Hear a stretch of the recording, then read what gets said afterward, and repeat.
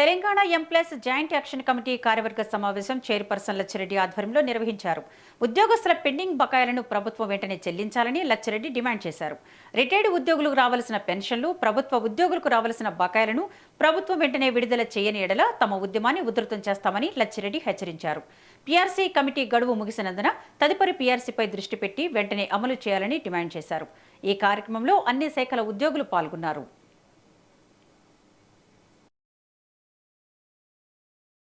ఉద్యోగస్తుల తరపున మనం తీసుకునే ఏదైతే నిర్ణయాలు ఉన్నాయో దాని మీద అందరము కులంకుషంగా చర్చించి తుది నిర్ణయం తీసుకున్న తర్వాత ప్రభుత్వంతో మనం ఎలా సంప్రదించాలి, ప్రభుత్వం నుంచి మనం ఎలా ఉద్యోగస్తుల యొక్క సమస్యలు పరిష్కరించుకోవాలనే నినాదంతో ఈరోజు తెలంగాణ ఉద్యోగుల, ఉపాధ్యాయుల, పెన్షనర్ల జాయింట్ యాక్షన్ కమిటీ తరఫున ఈరోజు హైదరాబాద్లో మీటింగ్ పెట్టడం జరిగింది.